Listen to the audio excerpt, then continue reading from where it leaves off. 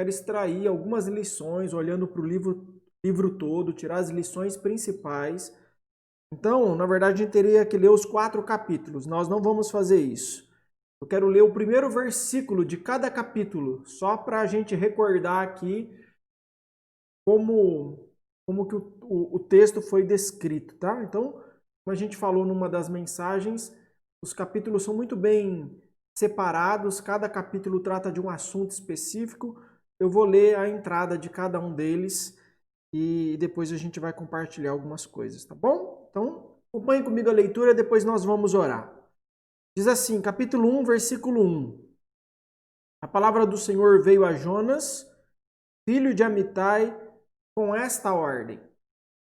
Capítulo 2, versículo 1. Dentro do peixe, Jonas orou ao Senhor, o seu Deus. Capítulo 3, versículo 1. A palavra do Senhor veio a Jonas pela segunda vez, com esta ordem. Capítulo 4, versículo 1. Jonas, porém, ficou profundamente descontente com isso e enfureceu-se. Muito bem, vamos orar. Senhor nosso Deus, agradecidos estamos pelo Senhor ter nos sustentado mais um dia, ter nos dado vida, ter nos dado saúde, ter nos dado um lar para a gente orar, uma casa para nos acolher, uma família para a gente pertencer. Obrigado por essas bênçãos, ó Deus, e continue dirigindo o teu povo, cuidando das nossas vidas, nos falando a respeito da tua vontade, do que o Senhor espera de cada um de nós. Ajuda-nos, ó Deus, e nos abençoa. Muito obrigado por todas as coisas. Em nome de Jesus é que nós oramos. Amém. Muito bem, deixa eu compartilhar aqui a tela com você. Poder começar aqui o nosso estudo.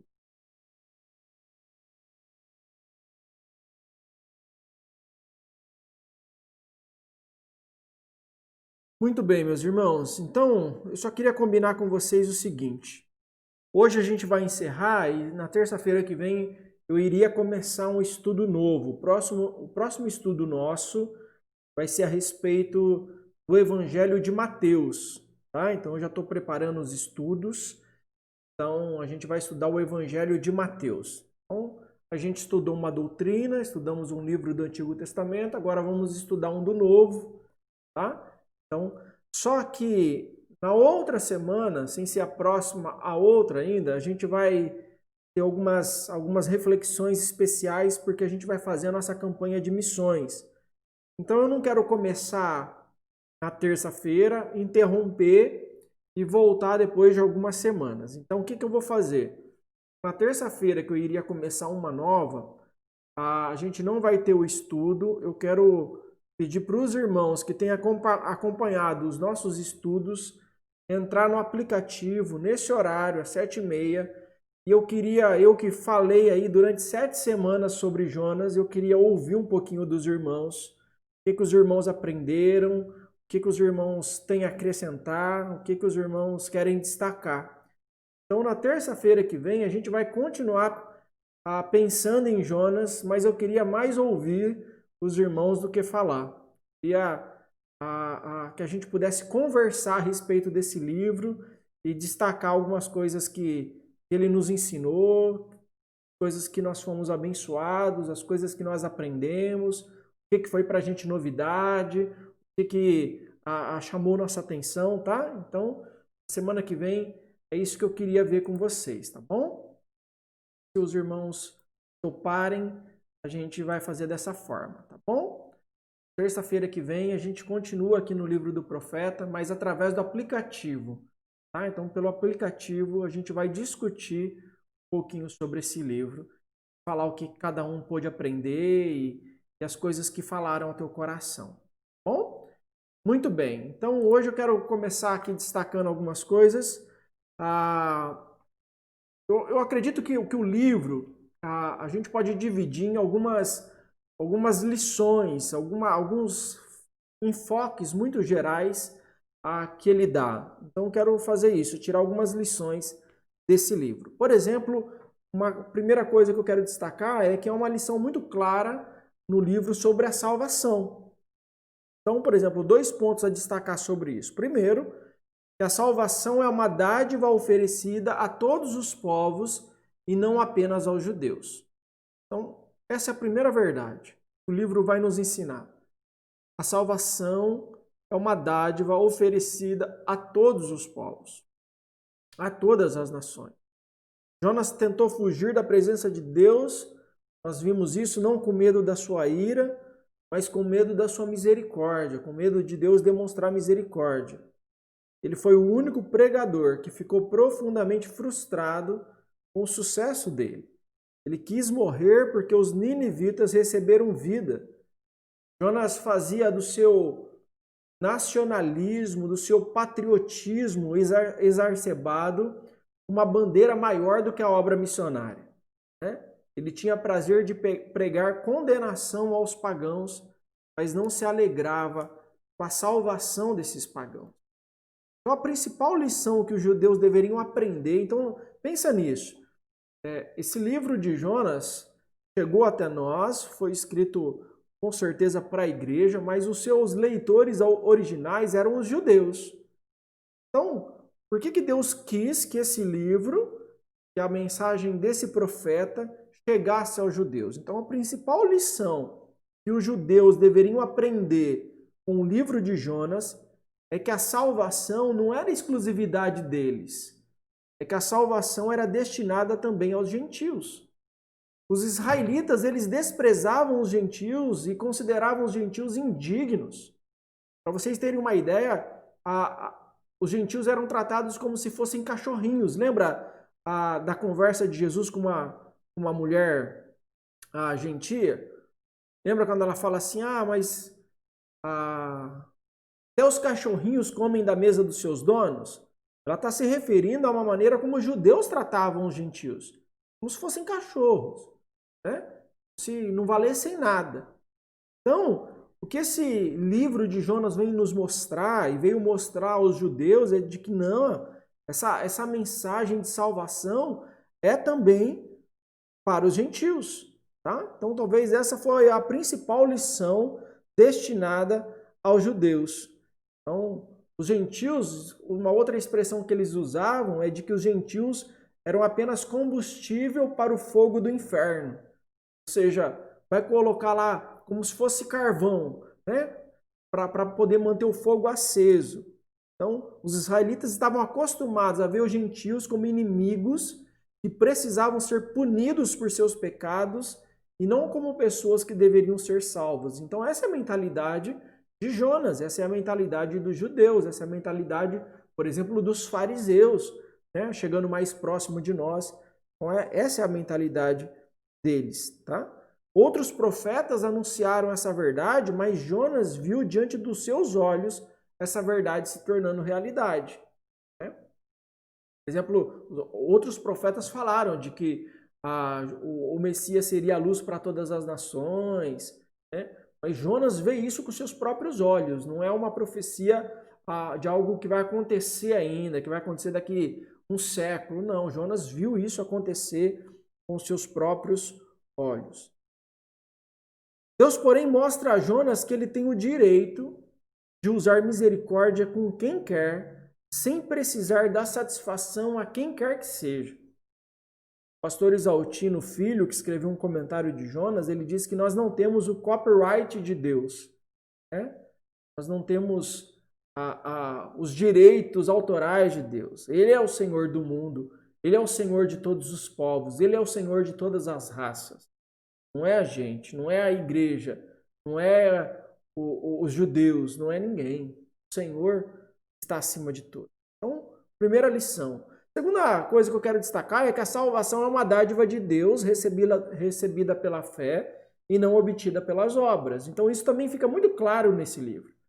Os ninivitas eram pessoas pagãs e viviam sem luz e sem santidade. Eles eram perversos, a gente falou um pouquinho sobre a perversidade dessa nação. Eles eram truculentos, eles eram sanguinários, eles eram idólatras. Pelas obras, eles jamais seriam salvos. Eles viviam sem esperança, sem Deus no mundo. Porém, Deus os amou e lhes enviou um mensageiro, e eles se arrependeram de seus pecados e creram na mensagem, e por isso foram salvos. Ainda hoje, o método de Deus de salvar o homem é o mesmo. A salvação não é uma conquista do homem, é um presente de Deus. A salvação não é resultado do que o homem faz para Deus. A salvação é resultado do que Deus fez para o homem. A salvação não é um caminho que o homem abre do céu para a terra. Do que o homem faz, um caminho que o homem abre da terra para o céu, mas um caminho que Deus abriu do céu para a terra. A salvação é de graça para o homem, mas custou tudo para Deus, custou a vida do seu filho. Ela é gratuita, ela não foi barata. Tá? A graça do Senhor é gratuita, mas não foi barata. A verdade central do livro de Jonas, a gente falou isso quando estudamos o capítulo 2, o versículo principal é o capítulo 2, versículo 9, que fala: ao Senhor pertence a salvação. É dele, ele dá a quem ele quer, ele salva quem ele quer, ele alcança, ele resgata quem ele quer. Então é isso que o livro ensina pra gente, de maneira resumida, sobre a salvação. Mas não é só isso que o livro ensina. O que o livro ensina a respeito de Deus, né? Então, o propósito principal do livro de Jonas é mostrar que Deus ama as nações e a sua salvação é para todos os povos. Deus é o personagem principal desse livro. O livro começa e termina com Deus falando. E quem é esse Deus? Primeiro, Deus é santo e não pode tolerar o mal. Tá? Então, Deus não tolerou a maldade dos ninivitas e enviou Jonas para adverti-los. O livro começa assim: vai até a cidade de Nínive, porque o pecado deles subiu até mim. Eu estou incomodado com a maldade deles, porque isso é uma afronta à minha santidade. Né? Então, Deus não aceitou a maldade dos ninivitas e nem aceitou a rebeldia do profeta. E por isso enviou a tempestade para pegá-lo. Quando Jonas mostrou-se de dura serviço e mostrou rebelde, Deus foi lá para disciplinar o seu profeta. Deus ouviu a oração de Jonas e o libertou do ventre do peixe. Depois Deus ouviu o clamor dos ninivitas e lhe salvou a alma. Então Deus vê os pecados e Deus vê o arrependimento. Aos convertidos, Deus perdoa e salva. Aos de coração duro, Deus repreende e corrige. Então, por quê? Porque o pecado sempre provoca a ira de Deus. Proceda esse pecado dos ímpios, proceda esse pecado da igreja. Sempre Deus fica irado com o pecado. Deus não é aquele velho de barbas brancas assentado numa cadeira de balanço. Ele é um ser revestido de glória e majestade, assentado num alto e sublime trono, diante de quem até os serafins cobrem o rosto. Lembra dessa imagem lá em Isaías capítulo 6? Então Deus não faz acepção de pessoas em sua misericórdia, nem em sua disciplina. Deus não tem dois pesos e duas medidas. Então, onde há pecado, ele vai entrar com disciplina, com correção, e se não der certo, e se não funcionar, e se não houver arrependimento, ele vai entrar com juízo. Né? Mas quando as pessoas se arrependem, Deus demonstra a sua misericórdia. Então, essa é uma verdade clara. Deus é santo. Uma outra coisa que nos ensina a respeito de Deus é que Deus intervém na história e ninguém pode impedir sua mão de agir. Então, o livro de Jonas mostra Deus em ação. Deus está por trás dos grandes acontecimentos registrados no livro. Nada que sucedeu foi acidental, nada foi coincidência. Deus é quem chama Jonas, Deus é quem envia a tempestade atrás dele, Deus é que faz cessar o vento após o lançamento de Jonas ao mar, Deus é quem dá ordens a um grande peixe para tragá-lo e depois de 3 dias para vomitá-lo na praia, Deus é quem faz a planta nascer e morrer sobre a cabeça de Jonas, Deus é quem envia um verme para cortar a planta, Deus é quem abre o coração dos ninivitas, Deus é quem exorta o profeta, Deus é quem fala e Deus é quem age o tempo todo. O tempo todo Deus está em ação. Então nós como cristãos, nós rejeitamos uma ideia que está aí posta no mundo, que ensina que Deus criou o mundo, mas depois o deixou à própria sorte. Então, para muita gente, eles acreditam em Deus. O que eles não acreditam é que Deus interfere. O que eles não acreditam é que Deus age. O que eles não acreditam é que Deus faz alguma coisa, por exemplo, em resposta à nossa oração. Eles acreditam, não, Deus criou e falou, agora é com vocês. Cuidem aí do que eu criei. Né? Não é isso que a Bíblia ensina. Né? Não é isso que a Bíblia ensina. Nós cremos que Deus está no trono, é verdade, mas também está entre o seu povo. Ele está vendo as suas aflições, ele está ouvindo o seu clamor, ele está socorrendo aqueles que clamam. Deus não é um ser distante e apático. Ele vê, ele ouve, ele age. Isso nos ensina o livro de Jonas. Uma outra coisa que nós aprendemos a respeito de Deus nesse livro é que Deus é misericordioso e salva até mesmo os nossos inimigos, ou os inimigos do povo de Deus. Jonas fica desgostoso com Deus por causa disso. A conversão dos ninivitas produz festa no céu, mas produz também tristeza no coração de Jonas. Enquanto os anjos celebram a conversão dos ninivitas, Jonas estava lá pedindo para morrer. A grande verdade do livro de Jonas é que Deus se recusa a odiar os nossos inimigos. Pelo contrário, ele salva até mesmo aqueles a quem nós queremos condenar. Aquelas pessoas que a gente não suporta, que a gente fala assim, essa pessoa merece o fogo do inferno. E muitas vezes Deus derrama graça sobre essa pessoa e resgata ela das trevas. Então o grande ensinamento do livro de Jonas é que Deus aceita, pela sua misericórdia, também os gentios, também os inimigos da igreja. É Deus quem toma a iniciativa de reconciliar consigo o mundo. A salvação é obra exclusiva de Deus.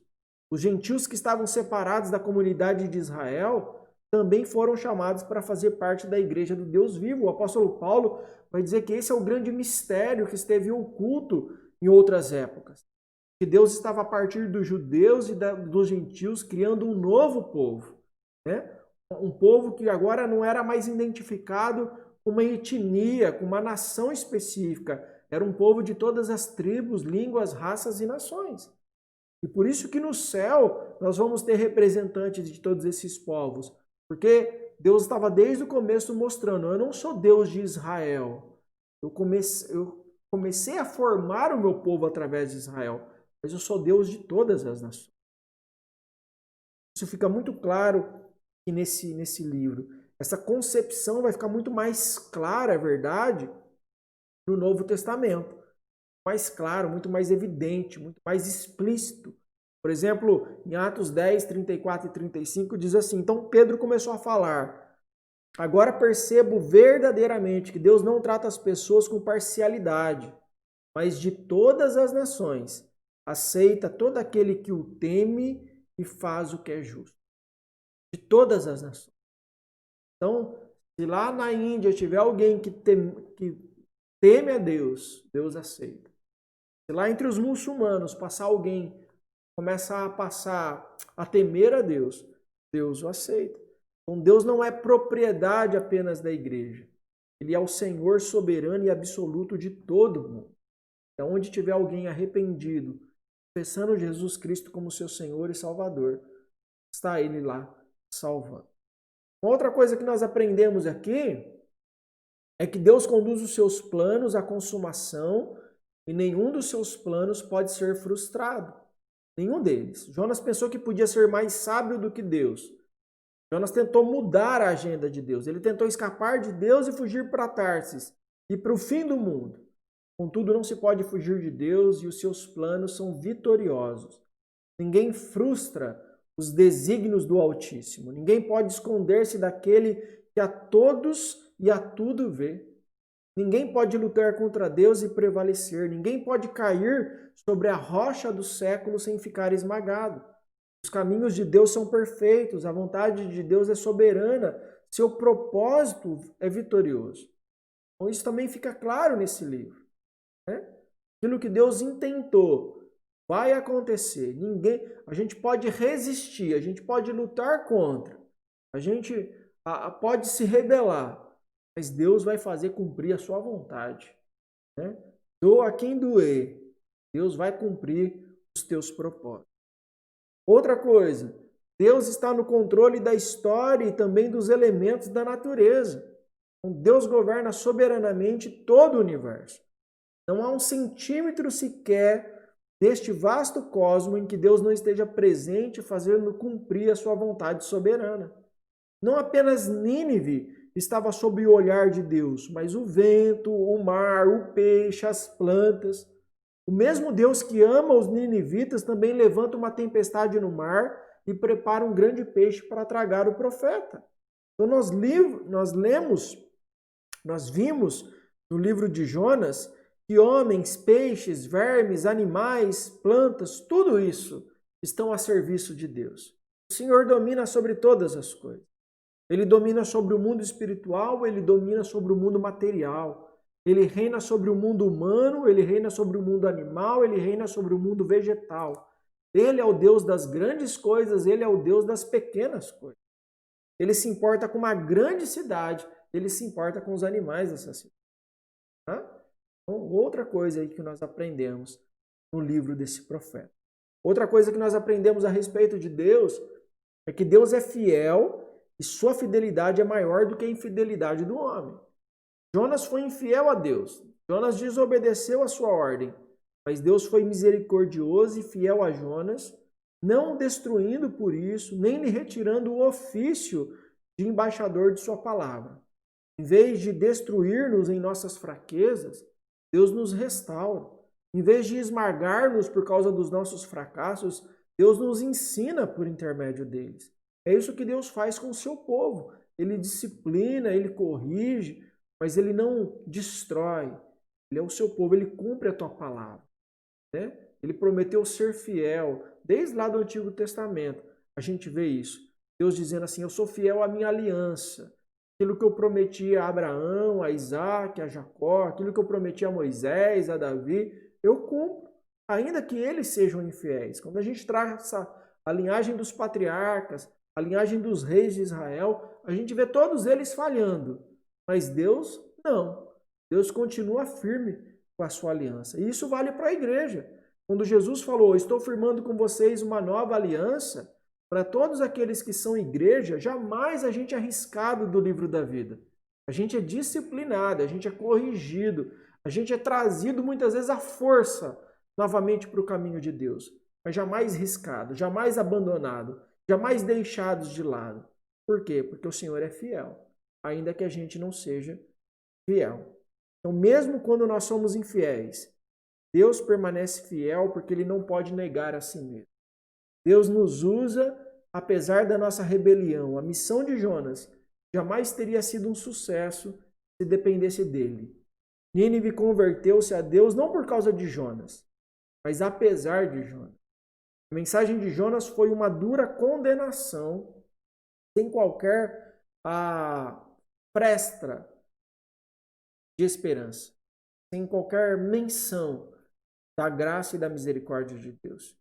O sentimento de Jonas era contrário à salvação dos seus ouvintes. A motivação de Jonas não estava alinhada com a motivação de Deus de salvar aquela nação. Contudo, apesar de tudo isso, Deus realizou o maior milagre evangelístico da história na cidade de Nínive, não por causa do evangelista, mas apesar dele. Tá? O que mais que esse livro nos ensina a respeito de Deus? Nos ensina que Deus tem ouvidos atentos para ouvir as orações. E essa é uma grande lição para nós. Deus ouviu as orações dos marinheiros, quando eles começaram a clamar lá no meio da tempestade, e Deus os poupou. Deus ouviu o clamor de Jonas nas entranhas do grande peixe e o libertou da morte. Deus ouviu o clamor dos ninivitas e os salvou. Deus ouviu até mesmo as queixas do profeta rebelde e o repreendeu com amor. Deus sempre ouve as orações.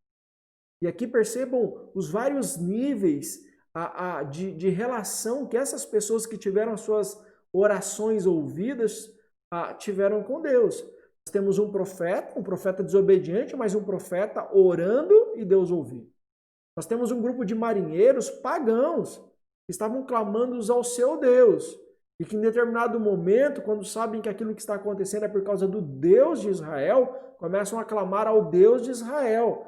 Então, é alguém que alguns segundos atrás nunca ouviram falar do Deus de Israel. Ouviram agora, ouviram que é ele que está mandando a tempestade. Eles clamam a esse Deus e esse Deus ouve. Depois os ninivitas, uma nação sanguinária, clama a Deus e Deus ouve. Então percebam que Deus sempre ouve as orações. Não é? Ele ouve as orações de quem tem fé. Ele ouve as orações de quem o serve. Ele ouve as orações dos cristãos. Ele ouve a oração de todas as pessoas. Todas as pessoas que, de maneira, como que eu posso dizer, sincera, está conversando com Deus, está buscando a Deus. Ainda que esteja com a sua vida em pecado, ainda que esteja em rebelião, ainda que não conheça o Senhor como deveria. Quando ora sinceramente a esse Deus ouve, né? Esse Deus ouve. Então essa é uma verdade que nós temos na palavra de Deus. Deus ouve as orações. Tá? Quando nós chegamos ao fim das nossas forças, Deus se manifesta abrindo-nos uma porta de esperança. Quando as circunstâncias nos encurralam e parece que a tragédia vai se tornar inevitável, o braço do onipotente Deus nos traz livramento. Na verdade, as poderosas intervenções de Deus na história são uma resposta às orações do seu povo. Ele jamais desampara aqueles que nele esperam. De fato, a oração é conversar com Deus. Qualquer um, em qualquer momento, e buscar a esse Deus de coração. Esse Deus ouve. Esse Deus ouve o nosso clamor. Eu já falei, mas só para destacar aqui mais uma coisa que nos ensina sobre Deus, é que Deus é o Deus de todos os povos e não apenas dos judeus, né?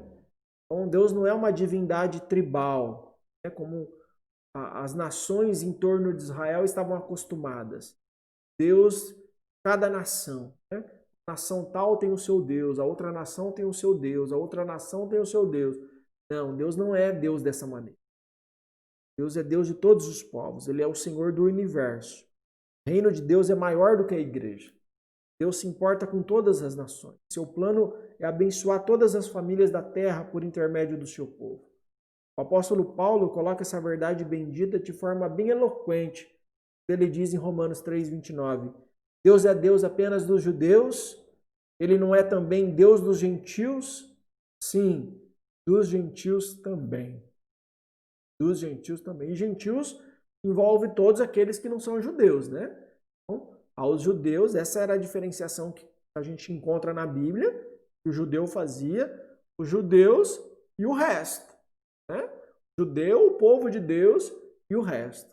E aqui, aos romanos, Paulo escrevendo, dizendo, Deus é Deus apenas dos judeus, ele não é também o Deus dos gentios? Sim, também dos gentios. Deus é Deus de todas as nações. Então Israel foi separada por Deus para ser luz para as nações, para trazer as nações ao conhecimento do Senhor. O projeto de Deus não era esconder Israel dos povos, mas levar a luz de Israel para outros povos. E assim também a igreja não deve ser retirada do mundo, né? Mas ser a luz do mundo. Então, nós não... A mensagem do Evangelho, as boas novas de salvação, as bênçãos que vêm diretamente do trono de Deus, não é para ser exclusividade da igreja. A igreja é apenas canal dessas bênçãos, é para atingir todos os povos, para atingir todas as famílias da terra. Tá? Então, coisas muito importantes aqui que nós aprendemos a respeito de Deus. Aliás, se tem uma coisa que o livro de Jonas nos ensina, ou talvez as principais lições, é mostrando para a gente qual é o caráter de Deus. E ela nos fala a respeito de Deus. Por isso que eu dei o tema aí do nosso estudo, a misericórdia de Deus. Para mim, a principal coisa, a principal lição que a gente pode tirar desse livro.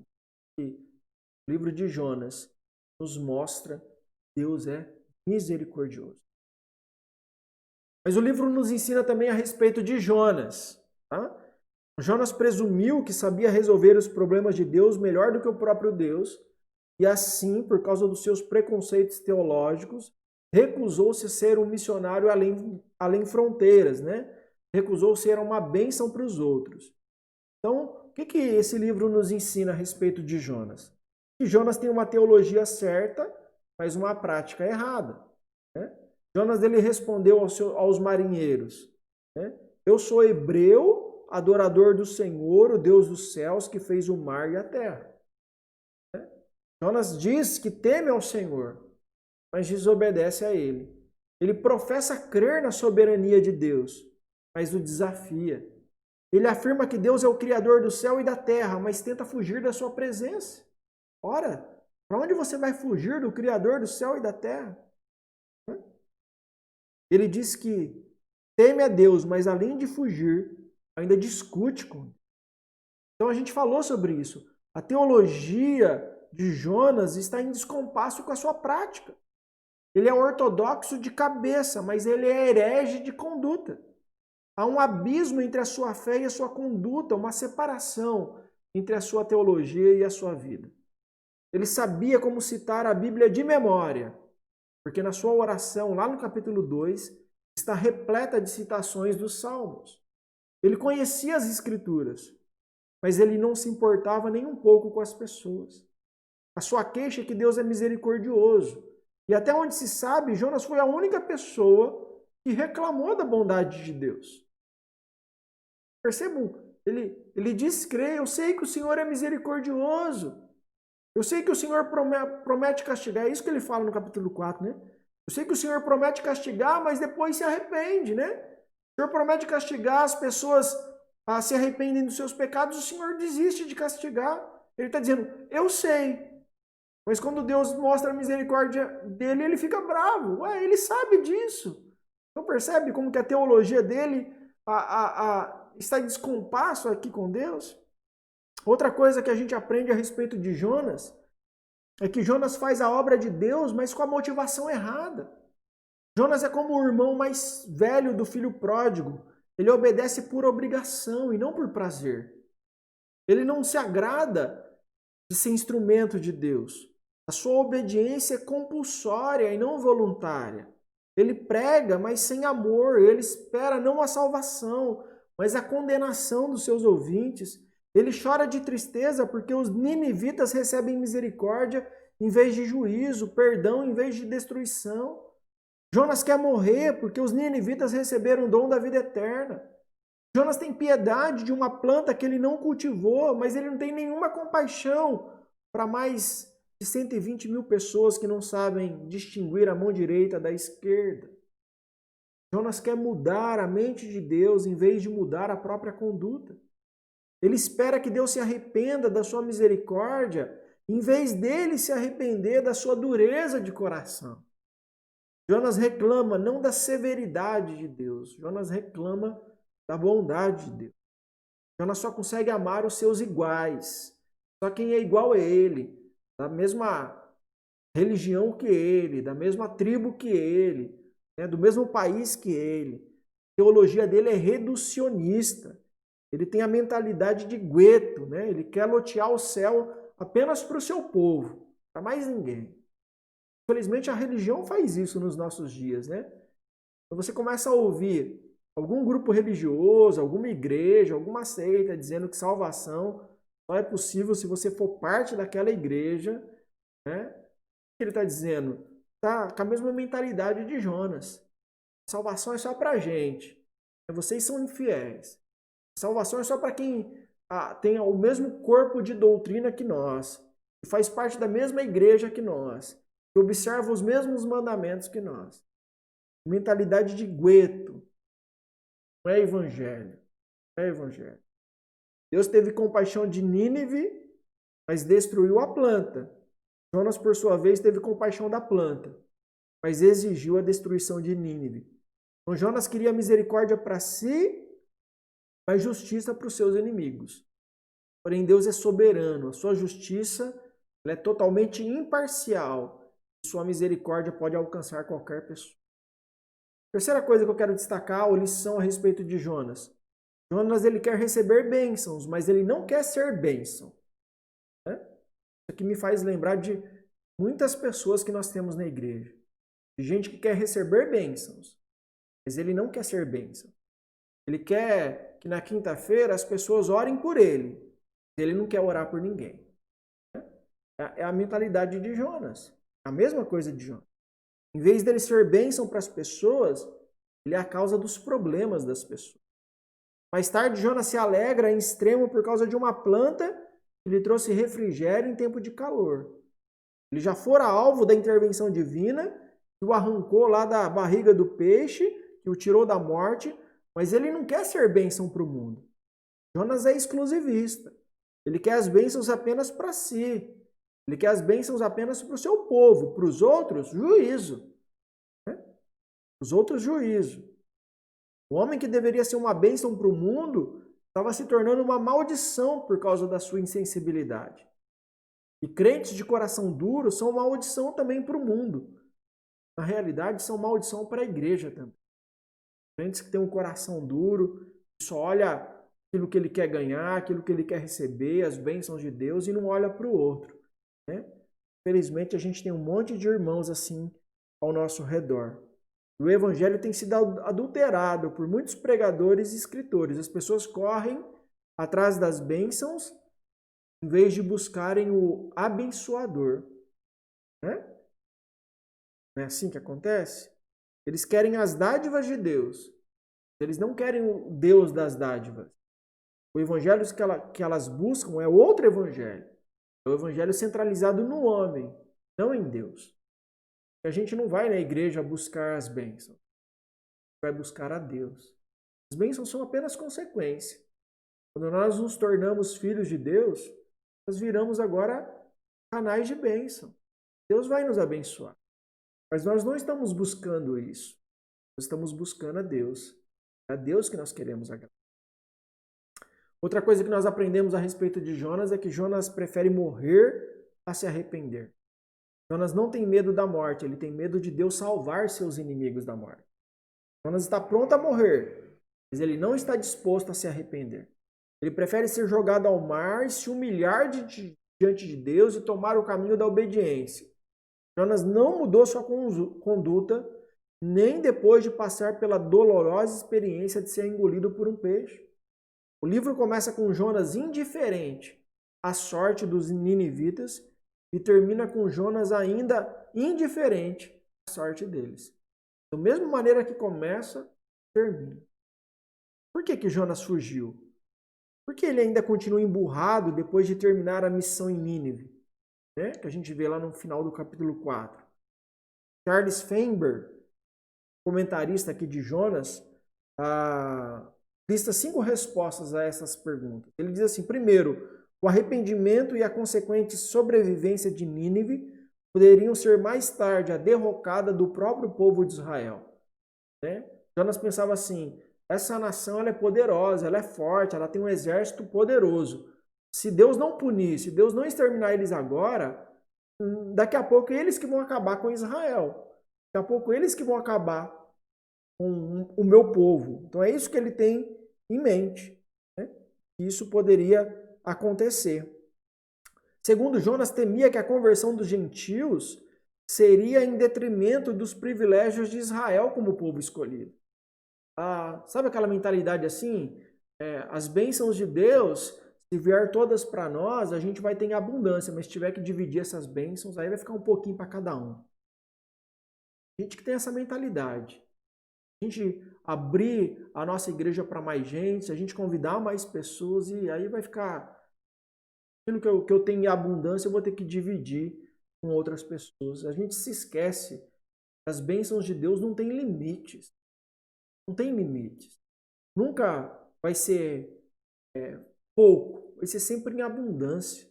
Não importa a quantidade de pessoas. Mas Jonas achava que se Deus abençoasse Nínive, eles perderiam a bênção. Terceira coisa, o fanatismo religioso de Jonas não o deixou se alegrar no fato de Deus revelar sua graça a um povo pagão, a um povo que não tinha sido escolhido por Deus, a um povo que faz coisas terríveis. Né? Então ele não consegue aceitar isso, não consegue se alegrar com isso. Quarto, Jonas sabia, mediante profecias anteriores, que a Assíria, a nação da qual Nínive é a capital, deveria ser o açoite disciplinador de Deus contra Israel. Porque na época de Jonas já tinha profecia de que Deus iria usar a Assíria para disciplinar Israel. E Jonas falou assim, não, prefiro que essa nação seja destruída do que sofrer os açoites deles. E finalmente Jonas declara que fugiu porque temia que a mensagem de Deus fosse bem sucedida entre os ninivitas. Eu não vou lá pregar não, eu sei que se eu pregar, eles vão se converter e o Senhor vai perdoá-los. É isso que Jonas pensou. Uma outra coisa que nós podemos aprender aqui a respeito de Jonas é que Jonas demonstra contradição mais do que contrição. Jonas é um homem contraditório, é uma figura até que patética.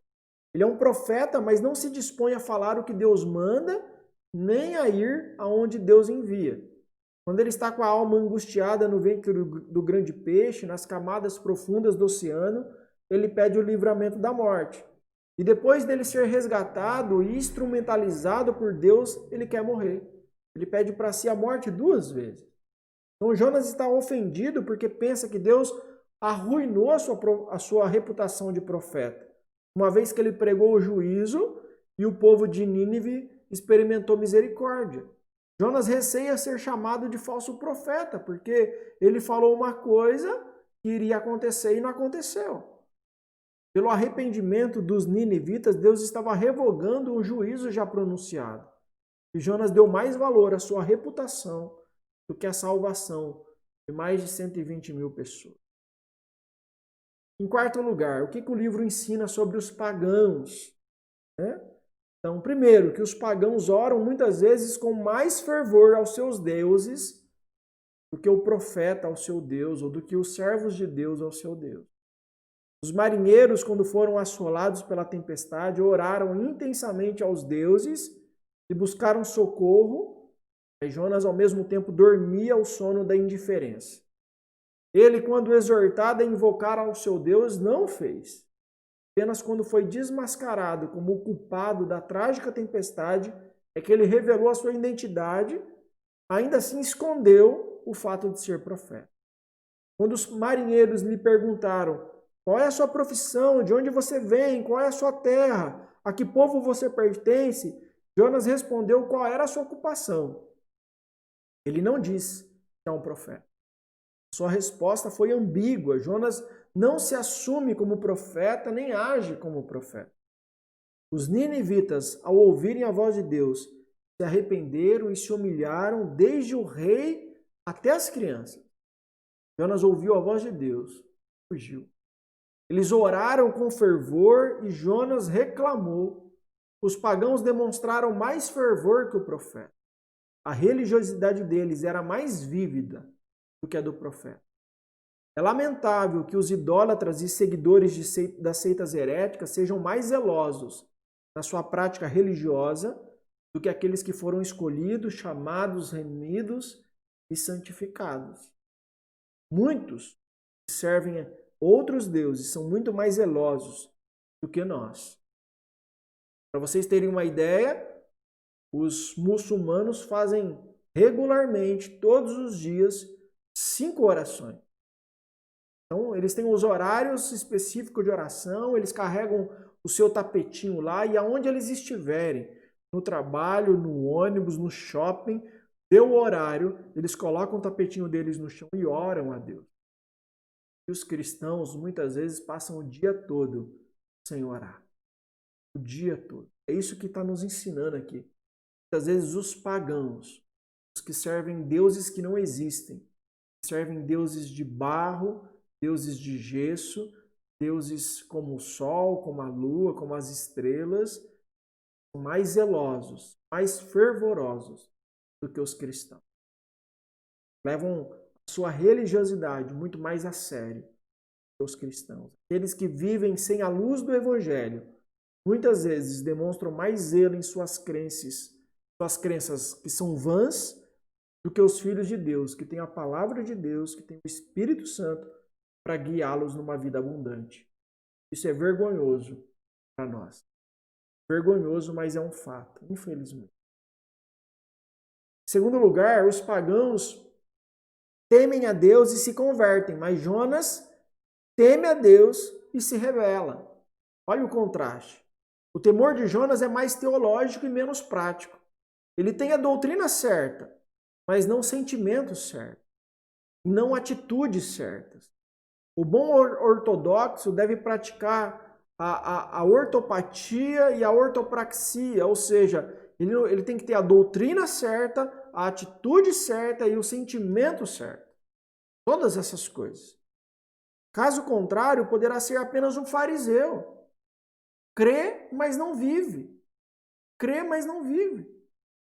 Ortodoxia sem ortopatia e sem ortopraxia é de pouca utilidade para o mundo. Tanto os marinheiros quanto os ninivitas demonstraram com a vida transformada o temor a Deus. Jonas, pelo contrário, professa temer ao Deus do céu, mas é rebelde. Jonas apenas diz que teme ao Senhor, o Deus do céu, que fez o mar e a terra.